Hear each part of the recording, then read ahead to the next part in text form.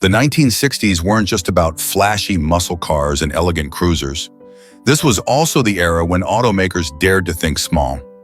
Hidden among the towering full-size trucks were these compact pickups, built for those who needed practicality without the bulk. But not all of these tiny haulers became legends. Some disappeared into history, leaving behind only whispers of their existence.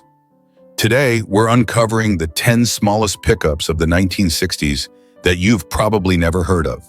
From quirky designs to surprisingly clever engineering, these trucks will make you rethink everything you know about pickups. Ready to meet the underdogs of the 60s? Let's roll.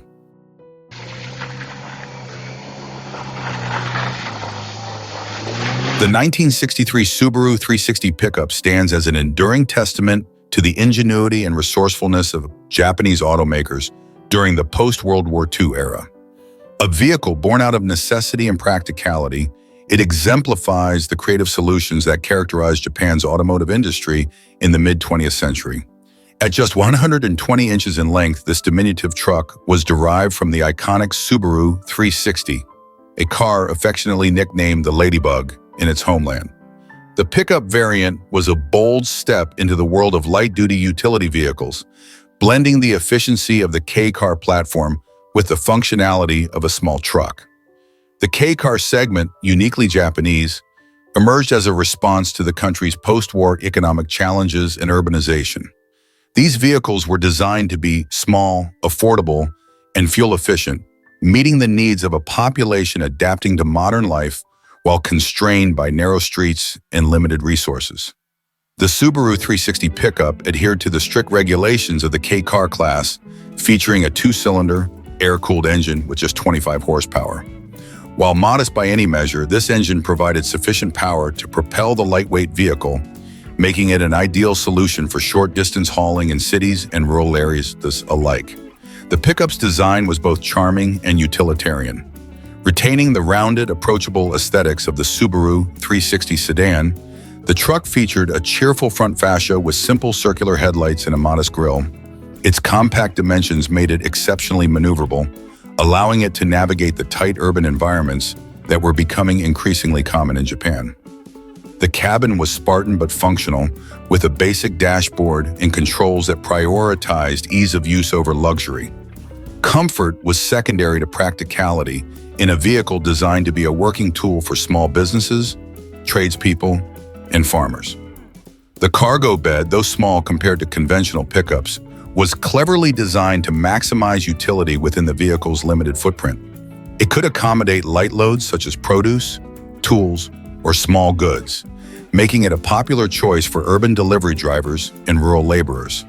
The rear-mounted engine layout not only saved space but also contributed to a low center of gravity, enhancing the vehicle's stability and ease of handling. Its rear-wheel drive configuration added a level of versatility that allowed it to traverse unpaved roads and handle moderate off-road conditions, a crucial feature for users in less developed regions. Despite its practical design and innovative approach, the Subaru 360 pickup remained a niche vehicle, even in its domestic market.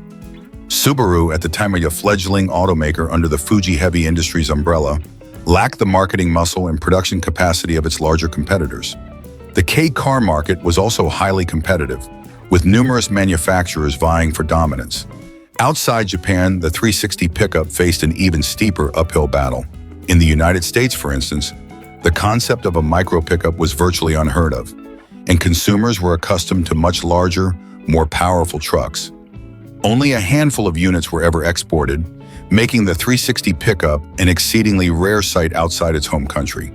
The historical significance of the Subaru 360 pickup lies not just in its role as a practical workhorse, but also as a symbol of Japan's recovery and industrial ingenuity.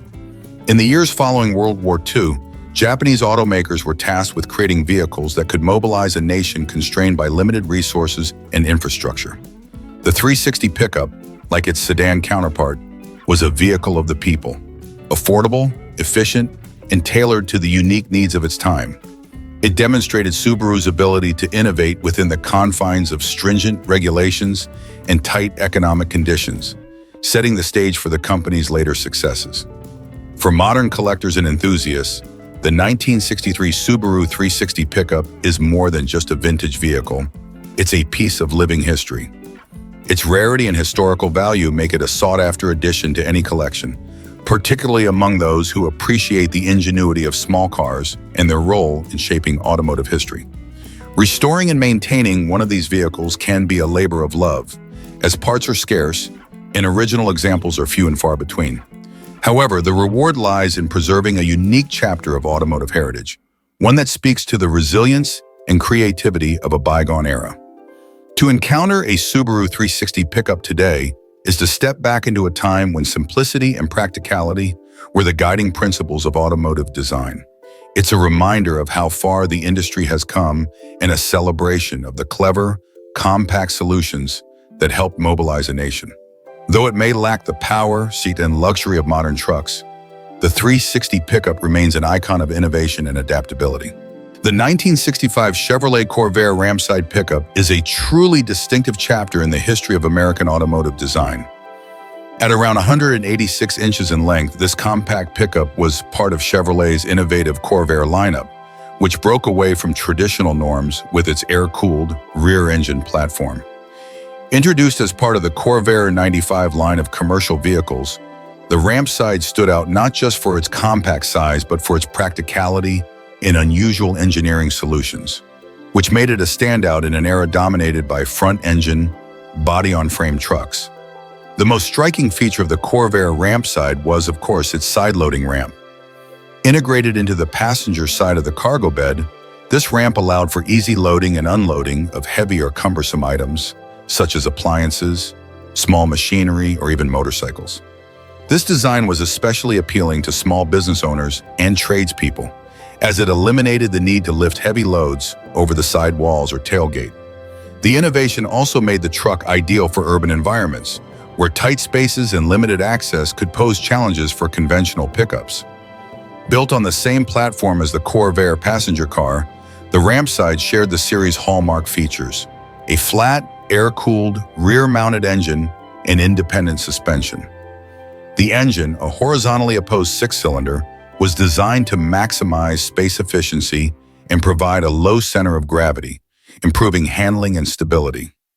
In its 1965 iteration, the engine produced up to 95 horsepower, which, while modest by modern standards, was sufficient for the truck's light-duty capabilities. The independent suspension on all four wheels, rare for pickups of the time, offered a smooth ride that was more akin to a car than a traditional truck. The Ramside's design was as functional as it was unconventional. The cab-forward layout, which placed the driver and passengers above the front axle, allowed for a larger cargo area relative to the vehicle's overall size.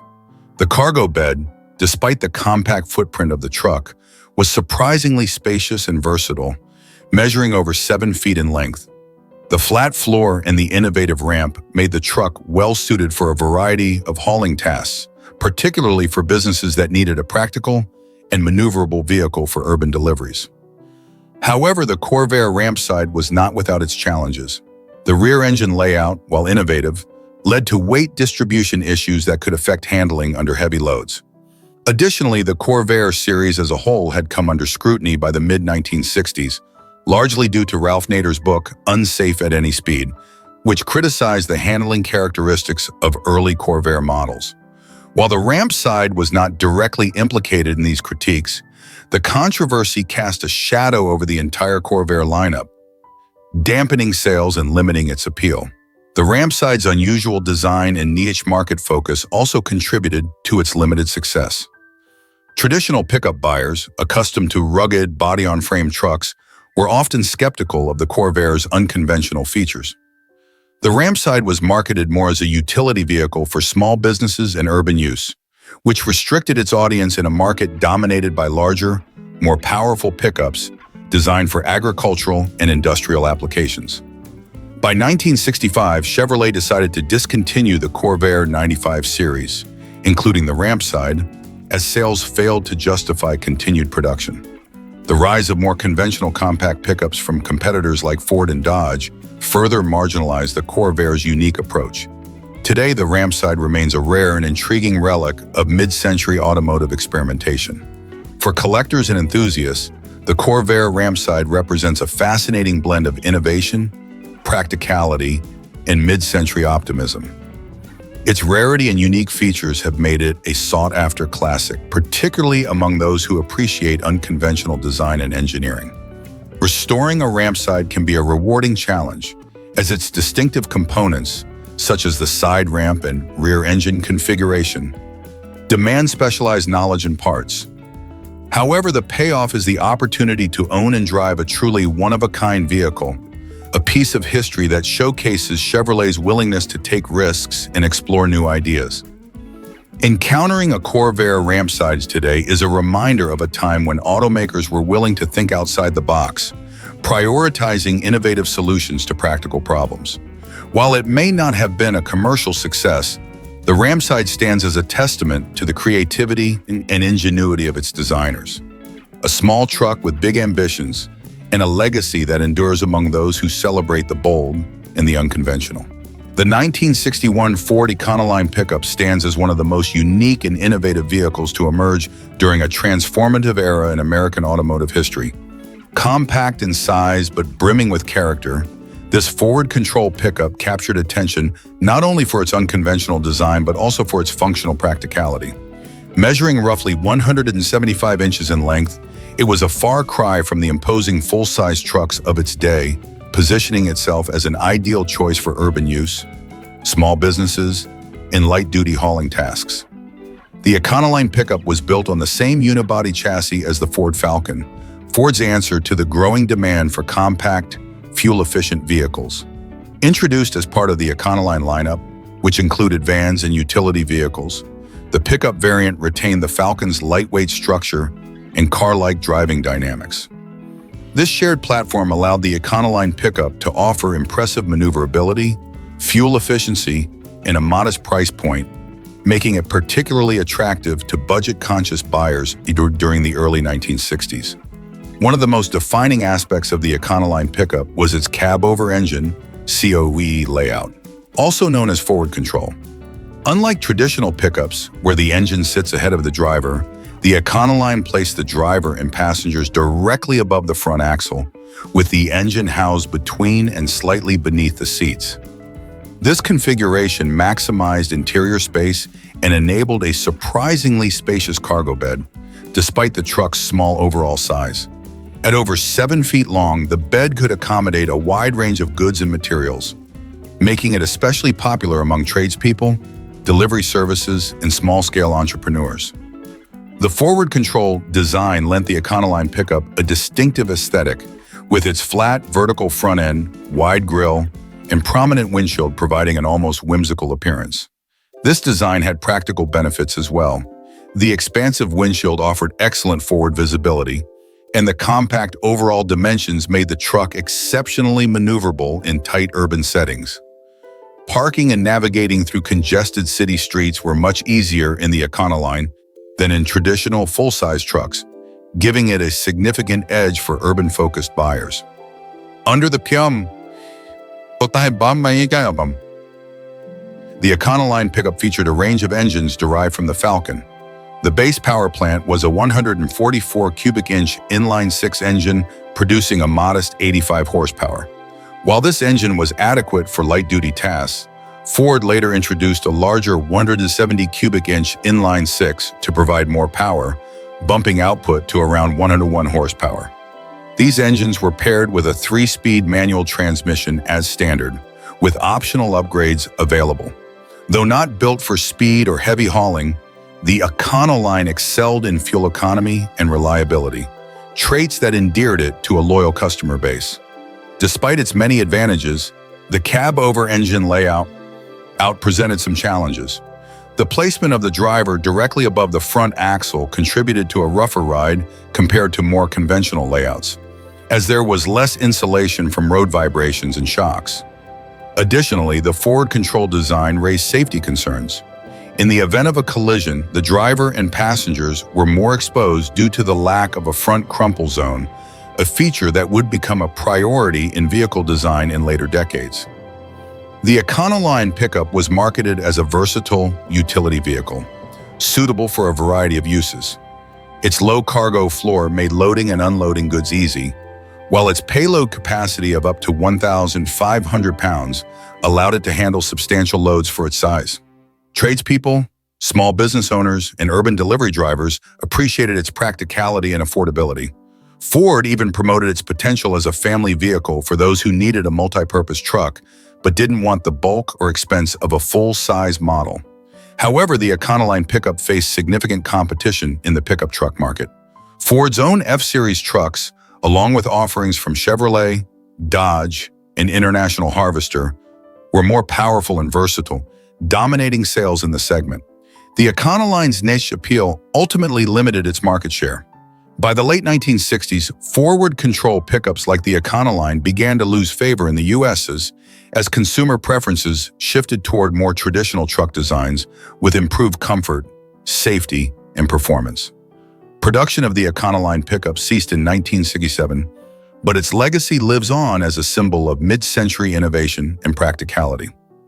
Today, surviving examples of the 1961 Ford Econoline pickup are highly sought after by collectors and enthusiasts who appreciate its quirky design, historical significance, and undeniable charm.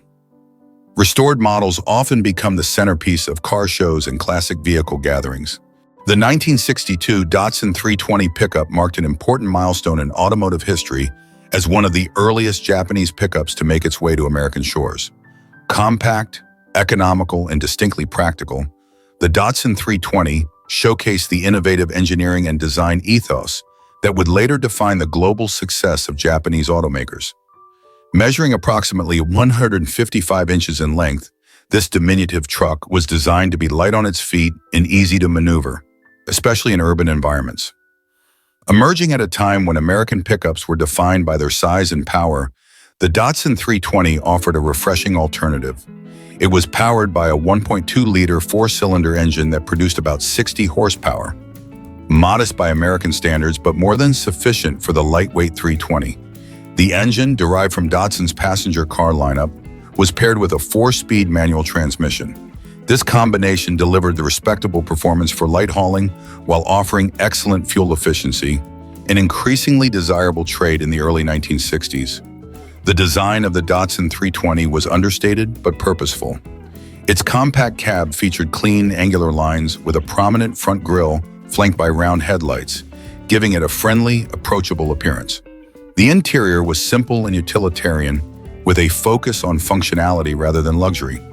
Despite its small size, the 320's cab was surprisingly spacious for 2 passengers, providing reasonable comfort for both the driver and a passenger on short to moderate journeys. One of the standout features of the Datsun 320 was its bed. While compact, the bed was well-designed and capable of handling small loads efficiently, making it ideal for light-duty tasks such as deliveries or transporting tools and equipment. With a payload capacity of approximately 1,000 pounds, the 320 could handle more than its size might suggest, appealing to tradespeople, small business owners, and even suburban homeowners looking for a practical vehicle for weekend projects. In the United States, the 320 represented the beginning of Datsun's, later Nissan's, efforts to establish itself in the competitive American market. It was marketed as an economical, reliable, and compact alternative to the larger and more expensive domestic pickups. The idea of a small, efficient pickup truck was novel in a market dominated by brands like Ford, Chevrolet, and Dodge, whose trucks emphasize power and utility over efficiency. The Datsun 320's relatively low price, combined with its practicality, attracted a niche group of buyers who valued economy and simplicity. However, the 320 faced significant challenges in gaining widespread acceptance. Japanese vehicles were still a rarity in the US, and the stigma associated with foreign cars, particularly from Japan, was a hurdle that early Datsun models had to overcome. Additionally, the 320's modest size and power made it less appealing to traditional truck buyers, who often required vehicles capable of heavy-duty tasks. The lack of widespread dealership networks and service centers further limited its reach during its early years. Despite these challenges, the Datsun 320 found a dedicated following.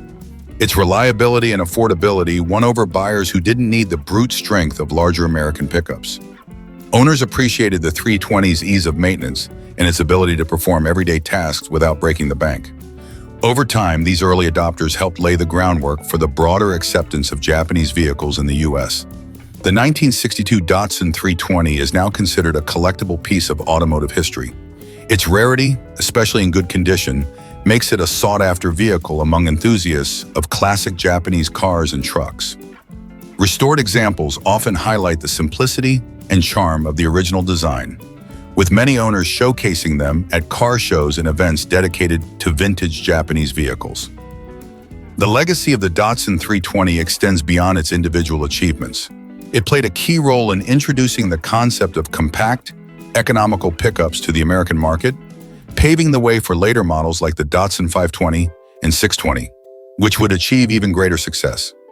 Today, the 320 stands as a testament to the vision and determination of Datsun's engineers and marketers, who dared to challenge the status quo and carve out a new niche in the competitive automotive landscape. The 1960 Morris Minor 1000 pickup stands as a testament to British automotive ingenuity during a period when practicality and efficiency were paramount in vehicle design. At a modest length of approximately 150 inches, this compact and versatile truck was a product of its time, offering utility in a small package that catered to small business owners, tradespeople, and farmers. Based on the iconic Morris Minor sedan, the pickup variant shared the same endearing design language while adapting to meet the needs of light-duty work. The Morris Minor pickup's origins can be traced back to the broader Morris Minor lineup, which was introduced in 1948 and quickly became a symbol of post-war recovery in Britain. Designed by the legendary Alec Isagonis, who would later gain fame for creating the Mini, the Morris Minor was celebrated for its innovative engineering and approachable price point. The pickup version, introduced as part of the Morris Minor 1000 series in 1956, retained the sedan's core characteristics, but adapted them to offer a practical solution for transporting goods. Visually, the Morris Minor pickup was a blend of functionality and charm.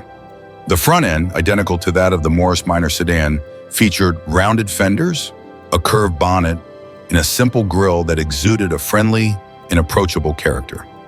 The vehicle's compact size made it exceptionally maneuverable, ideal for navigating narrow urban streets or rural farm paths. The cab was enclosed and provided seating for 2 occupants, with a utilitarian interior focused on durability rather than luxury. Basic gauges, robust materials, and straightforward controls ensured that drivers could focus on the task at hand without unnecessary distractions. The rear of the vehicle was dominated by a small flatbed designed to carry light loads with ease.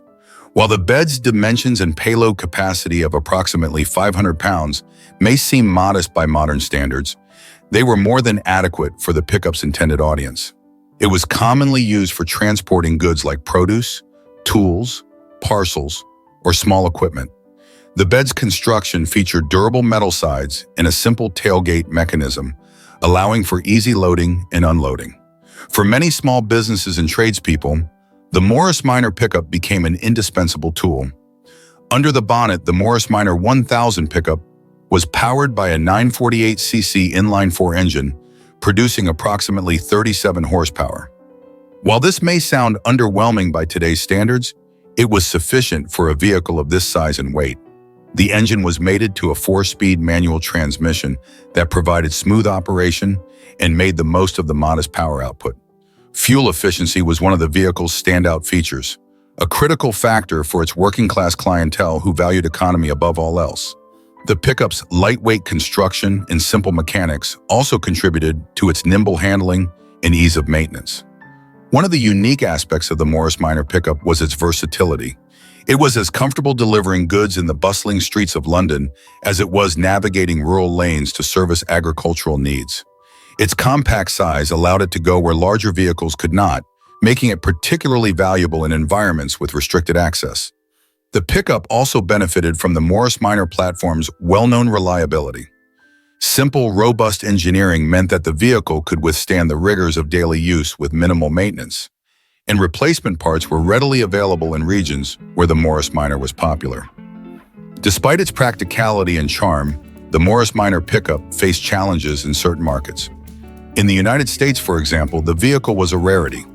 American buyers favored larger pickups with greater power and payload capacities, leaving the Morris Minor pickup as a niche option for those who appreciated its unique qualities. In its native Britain, however, the pickup enjoyed a loyal following among small business owners, farmers, and even government agencies that valued its utility and economy. Today, the 1960 Morris Minor 1000 pickup holds a special place in the hearts of classic car enthusiasts. Its rarity, especially outside the UK, has turned it into a sought-after collector's item. Restored examples often attract attention at car shows, where their timeless design and historical significance are celebrated. Many owners choose to restore these pickups to their original working condition, complete with period-correct signage and accessories that harken back to their days as dependable workhorses. Others take a more creative approach, customizing the vehicles with modern upgrades while retaining their classic charm. The enduring appeal of the Morris Minor 1000 pickup lies in its combination of practicality, simplicity, and character. It represents an era when vehicles were built to serve a purpose and do so reliably. The 1969 Toyota Hilux, part of the first generation of this now iconic pickup series, marked the beginning of a legendary lineage in the automotive world. With a length of approximately 164 inches, the first-generation Hilux was a compact and practical truck designed to meet the growing global demand for reliable, light-duty pickups. This vehicle was a cornerstone in Toyota's strategy to expand its footprint beyond Japan. And while it might seem modest by today's standards, the Hilux laid the foundation for what would become one of the most durable and versatile trucks in history. Introduced in March 1968, the Hilux replaced the older Toyota Stout and was developed in collaboration with Hino Motors, a subsidiary of Toyota. The name Hilux is a combination of high and luxury, which might seem ironic given its simplicity, but it reflected Toyota's vision of providing a truck that was functional, yet more refined than its predecessors. The first-generation Hilux was a no-nonsense vehicle, designed with the primary goal of being a dependable workhorse for urban and suburban environments. Under the hood, the 1969 Hilux featured a 1.5-liter four-cylinder engine from Toyota's R Series. Known as the 2R, this engine produced approximately 70 horsepower, which, while modest, was sufficient for a compact pickup of this size and weight. The engine was mated to a 4-speed manual transmission, which provided smooth and efficient power delivery to the rear wheels. The Hilux mechanical simplicity was one of its greatest strengths, offering ease of maintenance and reliability that quickly earned it a reputation as a dependable companion for light hauling and everyday use. The design of the first-generation Hilux was functional and straightforward. The cab featured seating for 2 passengers, with a minimalistic dashboard that prioritized functionality over luxury. Despite its basic nature, the interior was well-constructed and durable, with materials chosen to withstand the rigors of daily work. The exterior design was similarly utilitarian, with clean lines, a small grille, and round headlights giving it a practical yet unassuming look. The bed was short but practical, capable of handling light loads such as tools, small equipment, or supplies for small businesses. One of the key selling points of the 1969 Hilux was its compact size. At just 164 inches long, it was ideal for navigating tight city streets and parking in confined spaces. This made it particularly appealing to urban and suburban buyers who needed a practical truck for errands and light-duty tasks. While larger pickups dominated markets like the United States, the Hilux's compact dimensions and fuel efficiency made it a popular choice in regions where space and economy were more critical. Despite its practicality, the first-generation Hilux faced challenges in gaining widespread recognition outside Japan. In the United States, where it was marketed through Toyota dealerships, it competed against well-established domestic trucks that offered more power and larger cargo capacities. Additionally, the compact truck market was still in its infancy, with many American buyers skeptical of smaller vehicles' capabilities. However, the Hilux found a niche audience among buyers who valued its reliability, affordability, and practicality. Globally, the Hilux began to establish Toyota's reputation as a maker of tough, durable vehicles. In Japan and other parts of Asia, it became a popular choice for small businesses and tradespeople, thanks to its low operating costs and dependable performance. Its straightforward engineering also made it relatively easy to service, an important factor in markets with limited access to advanced repair facilities. Today, the 1969 Toyota Hilux holds a special place in automotive history as the progenitor of a legendary nameplate. While its performance and features may seem modest compared to modern trucks, the first-generation Hilux set the standard for durability and reliability that the series has upheld for decades. Restored examples of the 1969 Hilux are now cherished by enthusiasts and collectors who appreciate its historical significance and timeless design. Owning a 1969 Hilux is like owning a piece of Toyota's history, a reminder of the company's commitment to building vehicles that endure. Whether used as a workhorse in its prime or preserved as a classic today, the first-generation Hilux remains a testament to Toyota's ability to deliver practicality, dependability, and value in a compact package. It may not have been the most powerful or luxurious truck of its time, but it was one of the most dependable, and that legacy continues to resonate with automotive enthusiasts around the world. The 1963 Volkswagen Type 2 single-cab pickup, a member of the iconic VW bus family, stood out as a unique and versatile vehicle that combined the functionality of a light truck with the charm and engineering ingenuity of Volkswagen's rear-engine design.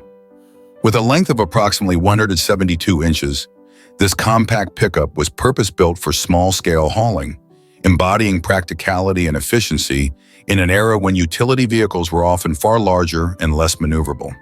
Built on the same platform as a Type 2 microbus, the single-cab pickup retained the distinctive forward control design, where the driver and passenger sat above the front axle. This cab-over-engine layout maximized the usable cargo area while keeping the vehicle's overall footprint small. Despite its modest dimensions, the flatbed design and thoughtful engineering made the Type 2 pickup surprisingly capable for a variety of tasks. One of the most distinctive features of the Type 2 pickup was its flat cargo area, which included drop-down gates on all three sides. This three-way design allowed for exceptionally easy loading and unloading, regardless of the position of the vehicle or the nature of the cargo. The bed itself was spacious for a vehicle of this size, making it suitable for tradespeople, small business owners, and farmers who needed a practical solution for transporting goods. Underneath, the rear-mounted engine, a hallmark of Volkswagen's design philosophy at the time, provided power.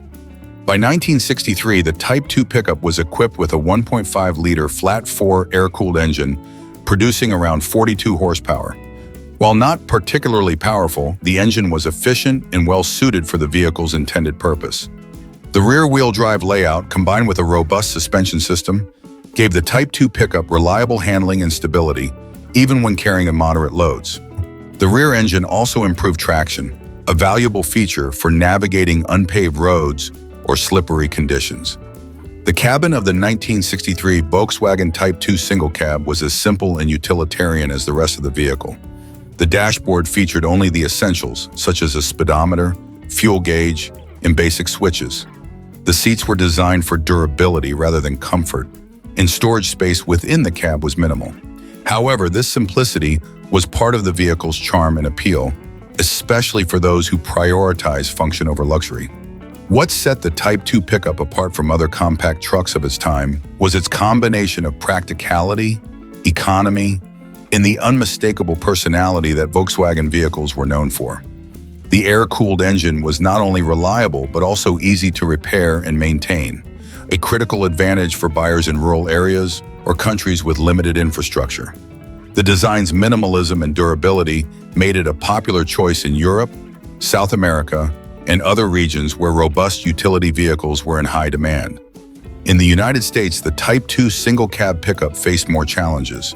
American buyers were accustomed to larger pickups with greater hauling capacities and more powerful engines. The compact size and modest performance of the Volkswagen pickup were often seen as limitations rather than advantages. Despite this, it found a niche audience among small business owners, urban dwellers, and counterculture enthusiasts who appreciated its unique character and efficiency. Another factor contributing to the vehicle's limited popularity in the U.S. was competition from domestic automakers. American companies like Ford, Chevrolet, and Dodge dominated the truck market with their larger, more powerful offerings.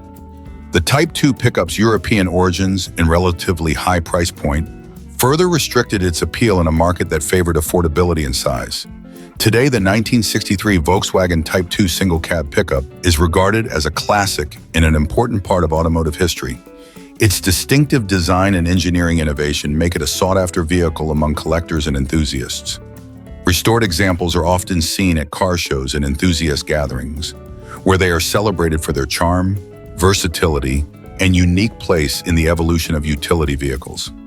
Owning a 1963 Type 2 pickup is more than just having a vintage truck. It's embracing a symbol of an era when practicality, simplicity, and ingenuity defined Volkswagen's approach to vehicle design.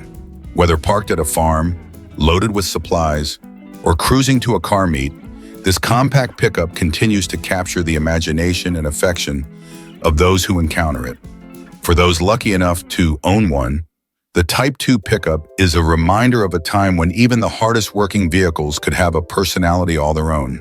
The 1968 Mazda B500 pickup stands as a significant chapter in the early days of Japanese compact trucks. Its design and engineering reflect a time when utility and simplicity reigned supreme, and Mazda was beginning to carve out its place in a competitive global market.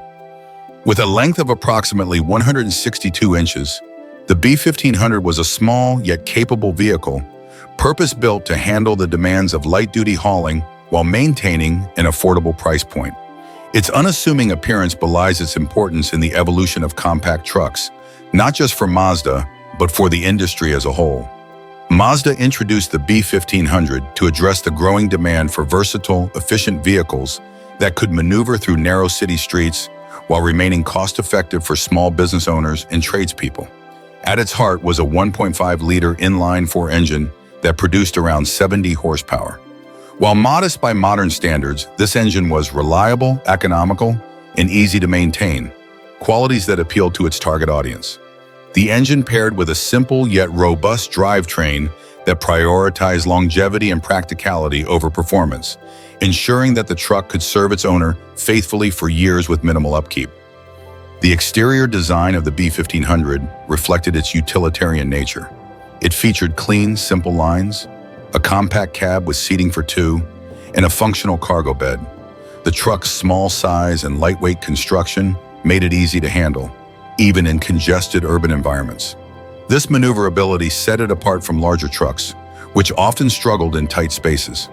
The cargo bed, though not particularly large, was thoughtfully designed to maximize usability. With low sides and a flat floor, it was ideal for transporting goods like tools, produce, or small machinery, items that were essential to the livelihood of its owners. Inside, the B500 continued its theme of simplicity and practicality. The cab was basic but functional, with durable materials designed to withstand the rigors of daily use. The dashboard layout was straightforward, providing only the essential controls and gauges needed for operation.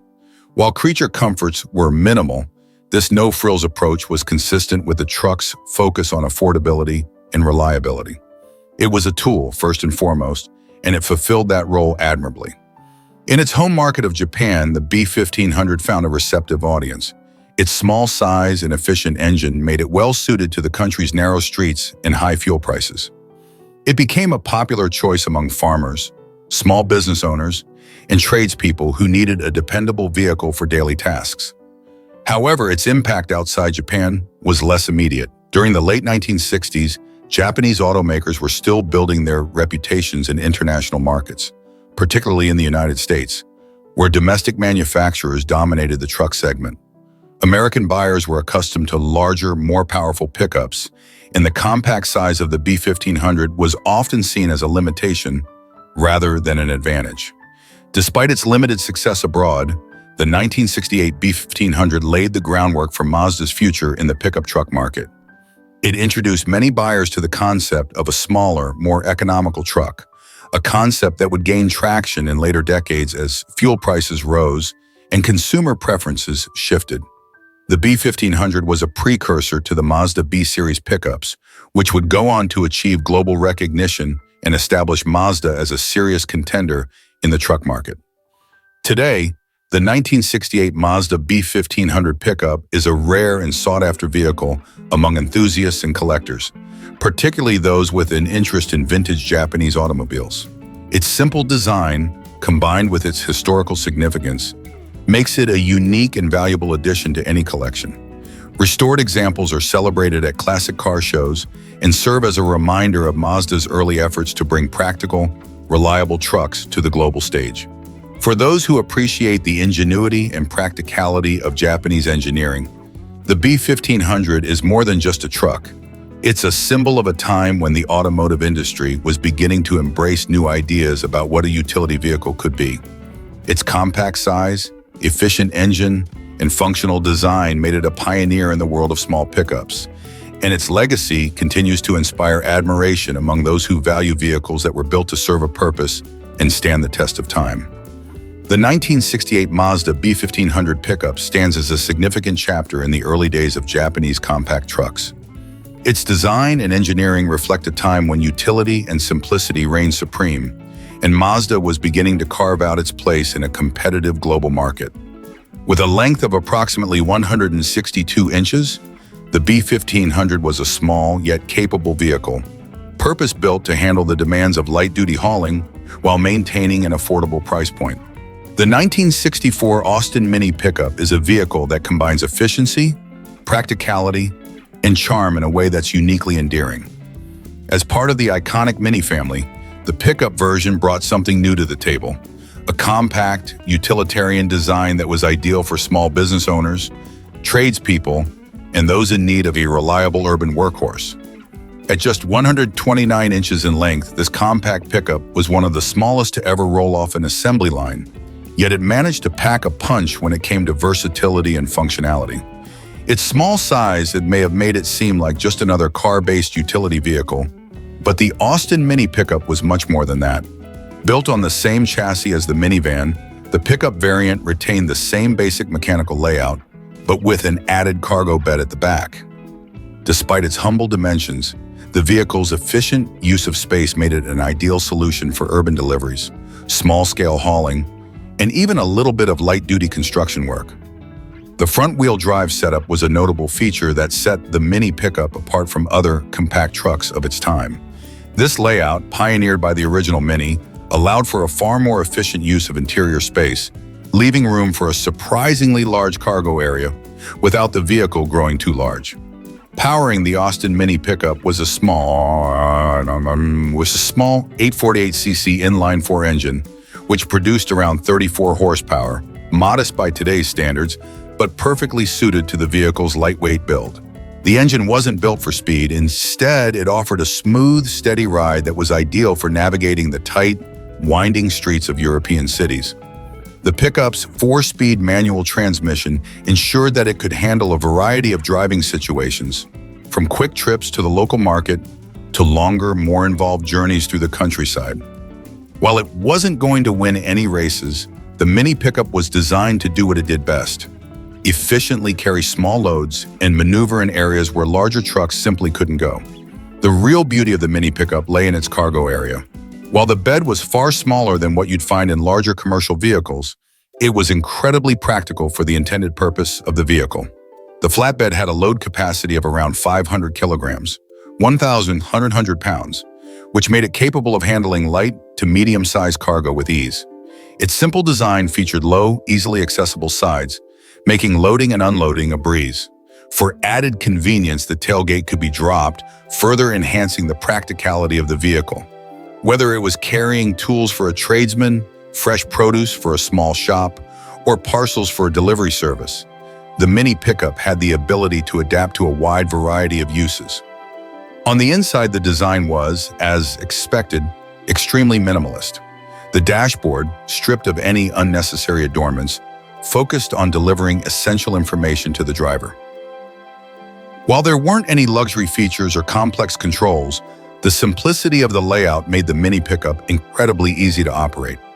The seating arrangement, though basic, was comfortable enough for short to medium journeys. The high, upright driving position provided excellent visibility, which proved valuable when navigating through busy streets or when parking in tight spaces. The controls were all within easy reach, and the layout was straightforward enough that any driver could quickly get used to the vehicle. The exterior of the Mini pickup was unmistakable. After all, it shared the same iconic styling as the standard Mini car. With its round headlights, compact proportions, and characteristic grille, the Mini pickup had a friendly, approachable look that was instantly recognizable. The extended bed added a touch of ruggedness to its appearance, signaling that, despite its small stature, this was still a functional and capable vehicle. Available in a variety of colors, the Mini pickup often sported company logos on its side, as many small businesses took advantage of the vehicle's practical design and used it as a mobile advertisement for their services. Despite all of its advantages, the Mini pickup was never a massive success in markets outside of Europe. Though it gained popularity in the UK, it was rarely exported to the United States, where larger trucks dominated the market. In Europe, however, it quickly became a go-to choice for small businesses, urban couriers, and anyone in need of an affordable, reliable vehicle for light hauling. In fact, the vehicle was often spotted around town being used for deliveries, flower arrangements, and even for farm work in rural areas. Its efficiency, combined with its quirky and endearing design, made it a popular, albeit niche, choice. Unfortunately, the Austin Mini pickup never saw the same level of success as some of the larger, more traditional pickup models. It remained relatively obscure outside its native markets. The 1960 Goliath G800 pickup is a fascinating example of a small and efficient workhorse from a bygone era.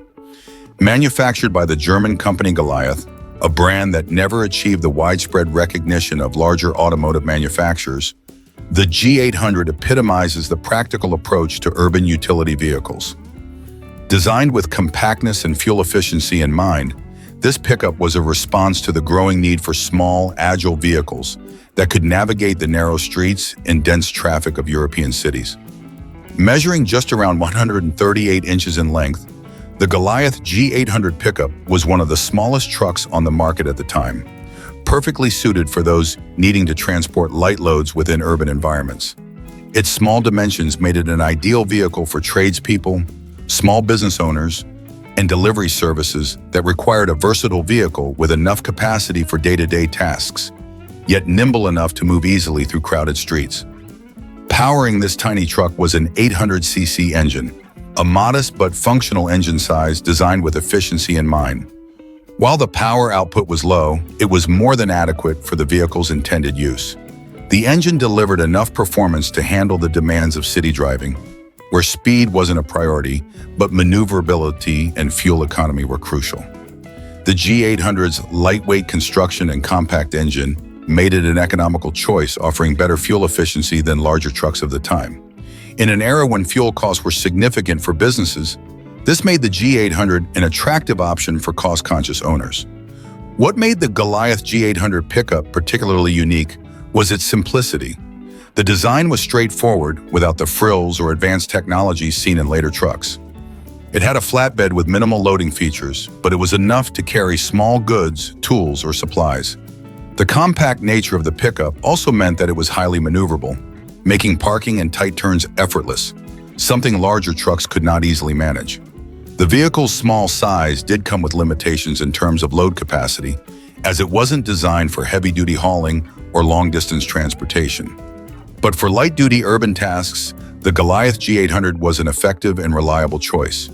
Its lightweight construction, coupled with the small but efficient engine, made it a practical option for those seeking a truck that could serve as a functional alternative to larger commercial vehicles. Despite its practicality, the Goliath G800 pickup didn't achieve significant fame outside of its niche market. Goliath as a brand never gained the widespread recognition of other German manufacturers like Volkswagen or Mercedes-Benz. Their vehicles were produced in smaller quantities and were largely confined to the European market. The Goliath G800 pickup, while a solid workhorse, was overshadowed by more prominent automotive brands, and its limited production meant it never garnered the same level of attention or popularity outside of its immediate target market. Furthermore, the Goliath G800 pickup's design, though functional, was relatively plain compared to some of its contemporaries. It lacked the rugged charm of larger, more iconic trucks, and its minimalist styling made it less memorable to those outside of Europe who may have been more familiar with the flashier American pickups of the era.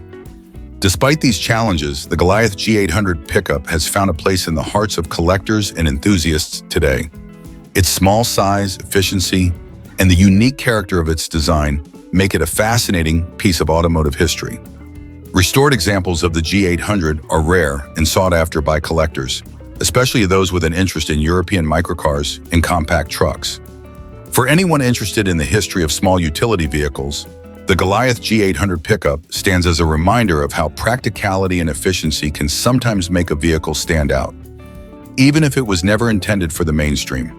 The story of the Goliath G800 pickup is a story of simplicity, utility, and the unspoken demand for small, efficient vehicles that can meet the specific needs of their time. While it may never have been a global icon, its role in shaping the landscape of compact vehicles for businesses and individuals in urban environments remains significant.